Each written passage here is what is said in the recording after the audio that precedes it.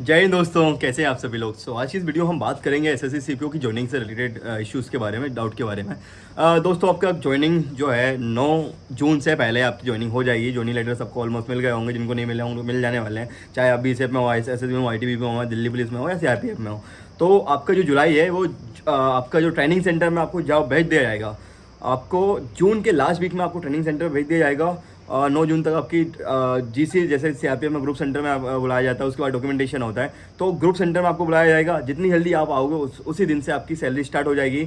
आप आने के लिए यहाँ पे अपना सामान लेके आइए, जितना भी जो भी ज़रूरी सामान है वो सब लेके आइए। लोग बोलते हैं कि यार टी शर्ट लेके चल लेते हैं, जूते लेके चल लेते हैं। हाँ, क्वालिटी की चीज़ें आप लेके जाते हो पहले से ही तो ठीक है, लेके चल जा सकते हो। बाकी आपको सारी चीज़ें वहाँ पे मिल जाती है, ऐसा आपको घबराने की जरूरत नहीं है। अगर आपके पास नहीं है तो भी आपको चीज़ें मिल जाएंगी, आपको अरेंज कर लोगे। वो वहाँ पे शॉप वगैरह होती है, आप वहाँ से ले सकते हो। नहीं तो आप गधे की तरह बहुत सारी चीज़ लाद के आ रहे हो और पता चल रहा है यार ये चीज़ तो मेरे को वहाँ पे मिल जाती। तो वो वैसा मत करना, क्योंकि बहुत सारे मित्र फैल जाते हैं बाहर। तो जो ज़रूरी चीज़ें, जो बहुत ज़्यादा ज़रूरी चीज़ें हैं वो लेके चलिए, ताकि आपको बहुत ज़्यादा दिक्कत ना हो। उसके अलावा दोस्तों हम बात करेंगे, आपका ज्वाइनिंग हो जाएगा। ज्वाइनिंग टाइम अपना सारे डॉक्यूमेंट लेके आइए। डॉक्यूमेंट की एक जो कलर कॉपी होती है, कलर प्रिंटेड कॉपी होती है, वो करवा के घर पे रख दीजिए, ताकि कभी भी जब आपको ज़रूरत रहे तो उसकी फ़ोटो कॉपी करा के आप जो भी यूज़ करना वो कर सकते हो। उसके अलावा क्योंकि ओरिजिनल डॉक्यूमेंट यहाँ पे सबमिट हो जाएंगे। इसके साथ ही साथ जिस भी दिन से आप आओगे, मान लो आप 12 बजे से पहले आओगे तो आपकी सैलरी 12 बजे से पहले आप आते हो तो उसी दिन से आपकी सैलरी चालू हो जाएगी। अगर आप 12 बजे के बाद में आओगे तो आपकी अगले दिन से सैलरी चालू होगी। मान लो आप 17 तारीख के 11 बजे आप यहाँ पे आ गए हो तो आपकी सैलरी 17 तारीख 11 से ही चालू हो जाएगी। अगर आप 17 तारीख 1 बजे आते हो तो आपकी सैलरी 18 तारीख से चालू होगी। तो ये एक रहता है। तो आप जब भी आने की कोशिश करो तो 12 बजे से पहले आने की कोशिश करें, एंट्री अपना 12 बजे से पहले करा लें। दूसरी बात, जरूरी डॉक्यूमेंट लेके आना सारे। अब जीसी में, आप जैसे आप जीसी में आओगे तो जीसी में क्या होने वाला है उसके बारे में थोड़ा बता देता हूँ। देखिए यार दोस्तों, आपका सुबह 6 बजे उठ के आपका मार्का होगा। 7 उसके बाद आपका 7 बजे तक आपकी फटीग होगी। फटीग में आपका घास कटवा सकते हैं, या उसके अलावा आपका जो भी काम है यहाँ का बेसिक वो करवा सकते हैं। उसके साथ आपका फिर 8 बजे ब्रेकफास्ट होगा। फिर 8:30 बजे आपका फॉलिन होगा। फिर 11 बजे तक आपकी फटीग होगी। फटीग में कुछ भी काम हो सकता है यहाँ पे, क्योंकि काम यहाँ पे कुछ ज़्यादा खास होता नहीं है। तो वही सारी चीज़ें होती हैं बेसिक सी। उसके अलावा आपके डॉक्यूमेंटेशन काम रहता है। मान लो एडम लो का काम है तो आपको 8 से 11 के बीच में आपके एडम बुलाया जाता है। मान लो कि आपको किट इशू हो रहा है, या आपका डॉक्यूमेंटेशन हो रहा है, फॉर्म भरवा रहा है, पुलिस रजिस्ट्रेशन फॉर्म हो रहा है, तो वो आपका 8 से 11 के बीच में होता है। फिर आपका शाम को होता है 4 से 7 के बीच में, तो वो उस टाइम पे चलता है। बाकी अगर आप यहाँ पे 10 दिन रहते हो, 15 दिन रहते हो, तो वो बीच में आपको फटीग वगैरह भी चीज़ें होती रहती है। तो इसके लिए आप मेंटल प्रिपेयर्ड रहें। उसके अलावा आपको ट्रेनिंग सेंटर भेज दिया जाएगा। ट्रेनिंग सेंटर में काफ़ी लोग पूछते हैं भाई हमें ट्रेनिंग सेंटर में एग्जाम देने के लिए मिलेगा नहीं मिलेगा।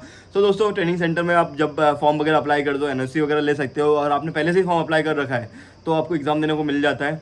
और आपको मान लो एग्जाम में कहीं सिलेक्शन हो रखा है, आपको डीबी करा रख के आना है तो डीबी के लिए भी छुट्टी मिल जाती है। काफ़ी लोग हमारे साथ में पटवारी थे, उनका डीबी हुआ तो वो गए थे, और भी अलग अलग जगह पे लोगों का सिलेक्शन होता है, और डीबी वगैरह कराने गए थे, छुट्टी मिल जाती है इजली। तो इसमें कोई इशू नहीं है, कोई भी ऑर्गेनाइजेशन हो। उसके अलावा ट्रेनिंग में जो सैलरी मिलने वाली है वो 50 से 55 हज़ार के बीच में मिलने वाली है। ग्रोस सैलरी आपकी 60,000 के आसपास बनेगी, और 50 से 50 हज़ार से 55 हज़ार के बीच में आपकी सैलरी रहेगी। अभी मेरी जो सैलरी आती है कभी 51 हज़ार आती है, कभी 49 हज़ार आती है, कभी 52-53 हज़ार आ जाती है। तो वो कुछ ऐसा चलता रहता है ऊपर नीचे। तो ये आपका सैलरी रहेगा। उसके अलावा दोस्तों, जो आपकी ट्रेनिंग है 48 वीक्स की आपकी ट्रेनिंग होने वाली है, और ट्रेनिंग के बीच में एक मिड टर्म होगा। और उसके बाद वो स्टार्टिंग के 3 महीने काफ़ी डिफिकल्ट होता है, क्योंकि पीटी बहुत रिगोरियस पीटी होती है। तो उसमें 80 मिनट पीटी होती है। तो उसके लिए आप मेंटली प्रिपेयर रहें, और अपने घर से खाने पीने के अच्छे सारे ज़रूरी चीज़ लेके जाएं, जिससे आपको एनर्जी वगैरह अच्छे से मिल सकें। उसके अलावा जैसे एक्सटेंशन की बात है, तो किसी को एक्सटेंशन चाहिए तो एक्सटेंशन के लिए सिंपली वो अप्लाई कर सकता है। आप ईमेल कर सकते हैं, स्पीड पोस्ट से भेज सकते हो अपना रीज़न आपका स्ट्रॉन्ग होना चाहिए। आइदर आपका मेडिकल इशू हो, फैमिली इशू हो, या फिर पर्सनल इशू हो, तो आपको एक्सटेंशन मिल सकता है। एक्सटेंशन आपको 2 से 3 महीने का मिलेगा, फिर आपको नेक्स्ट बेच में ज्वाइनिंग करा दी जाएगी। और अगर आप ज्वाइन नहीं करना चाहते तो आप कुछ भी प्रोसेस नहीं करोगे तो बार बार आपको ज्वाइनिंग लेटर आएगा। लेकिन उसके बाद आपका 6 महीने या 1 साल के बाद, 1 साल, लगभग 1 साल के बाद ही आपका कैंडिडेट कैंसिल कराया जाता है। उससे पहले नहीं कराया जाता। उससे पहले आपको बताया जाता है, बुलाया जाता है। जैसे मेरे दोस्त ने एसएसबी ज्वाइन नहीं करा था, तो उसका 6 महीने तक अभी उसका ज्वाइनिंग लेटर आ रहा था, उसको बताया जा रहा था आप आ जाइए ज्वाइन कर लीजिए। तो उसका कहीं और हो रखा था तो उसने नहीं करा ज्वाइन। तो अभी उसका कैंडिडेट अभी उसका कैंसिल नहीं हुआ कैंडिडेचर। तो उसके अलावा दोस्तों, उसके अलावा आपको ये वैसी सी चीज़ें हैं, ये सारी चीज़ें करनी है। और इसके अलावा अगर आपका कोई रिजल्ट अवेटिंग है मान लो किसी को जैसे कोई बीएसएफ में सेलेक्ट हो गया, उसको लगता है यार मेरे को कोई और तैयारी करनी चाहिए, कोई एसएसबी में सेलेक्ट हो गया, उसको लगता है मेरे को कोई और तैयारी करनी चाहिए, कोई दिल्ली पुलिस में सेलेक्ट हो गया, उसको लगता है सीजीएल कर लूँगा। तो दोस्तों जाने से पहले सोच लीजिए, क्योंकि आप जाते हो वहाँ पे ट्रेनिंग का शेड्यूल बिजी होता है, ट्रेनिंग में टाइम नहीं मिलता, सिंपल सी बात है। आपको लगता है कि यार ट्रेनिंग में मैं पढ़ लूँगा 5 घंटे 6 घंटे, पॉसिबल नहीं है। स्टार्टिंग में बहुत ज़्यादा रिगोरियस ट्रेनिंग होगी, आपको समझ में भी नहीं आएगा कि हो क्या रहा, क्या चल रहा है। आप उठोगे 5 बजे, उठोगे 4 बजे, उठोगे ब्रेकफास्ट हो, ट्रेनिंग ही मतलब आपको समझ में नहीं आएगा कब क्या हो रहा है, आप बस चलते रहोगे शेड्यूल के हिसाब से, रूटीन के हिसाब से। तो वहाँ पे आपको टाइम मिल थोड़ा दिक्कत रहेगी।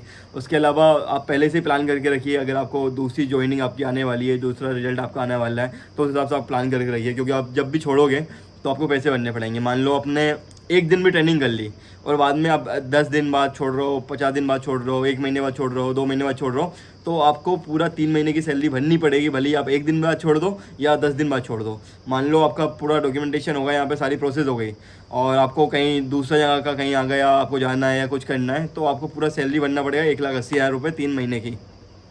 3 महीने के बाद छोड़ते हो तो जो ट्रेनिंग का खर्चा होता है वो आपको भरना पड़ता है। ट्रेनिंग का खर्चा 1788 रुपये पर डे का होता है, तो उस हिसाब से आप अपना मेंटली प्रिपेयर रहें। सो ये बहुत सारी बेसिक सी जो जानकारी थी जो आपको पता होना चाहिए, मैंने आपको बता दिया। इसके अलावा कोई भी आपको डाउट रहे तो आप बिल्कुल कमेंट कर सकते हैं। Thank you so much. जय हिंद, जय भारत।